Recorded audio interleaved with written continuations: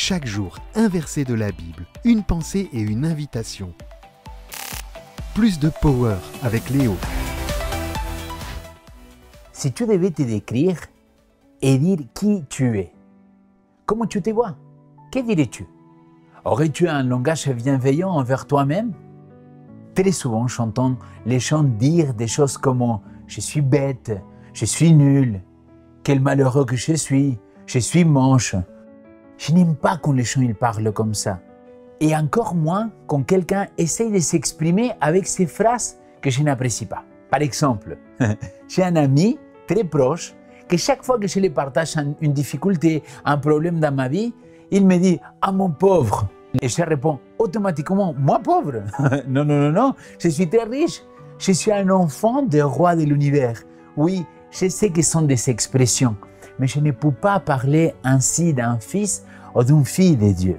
Le texte d'aujourd'hui se trouve en Romains chapitre 8, verset 14.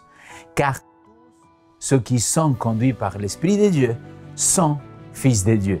Encore une fois, voilà l'importance de demander au Père de nous donner son Saint-Esprit. Car si nous sommes conduits par lui, nous sommes ses enfants. Et être un enfant de Dieu, ça veut dire qu'on a une identité profondément enracinée en lui. Nos succès, nos échecs, ou même ce que les autres pensent de nous, tout ça, ça ne nous définit pas.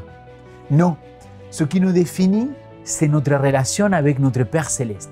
Et ça peut nous donner une sacrée dose de confiance en nous. Tous nos espoirs présents et futurs dépendent de notre parenté avec le Christ et avec Dieu.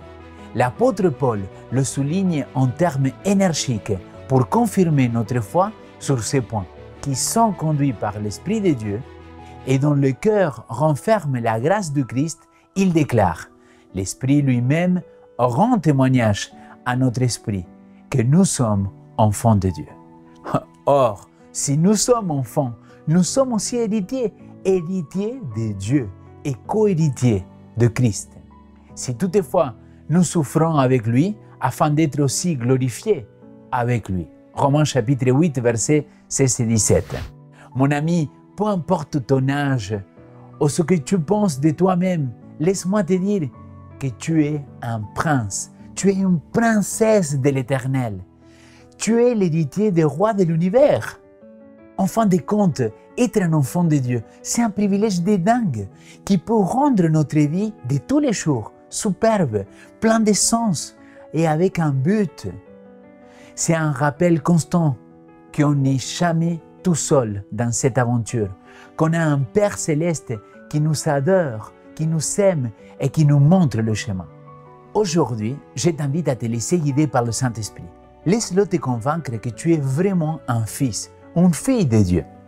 Demande-lui de t'aider à changer ta façon de te voir et de te comporter avec les autres, dans ta vie quotidienne et même dans ta propre perception de toi-même. Alors, prie notre Dieu pour qu'il te donne la force nécessaire pour vivre pleinement selon cette identité d'enfant de Dieu. Et demande-lui de te donner plus de power.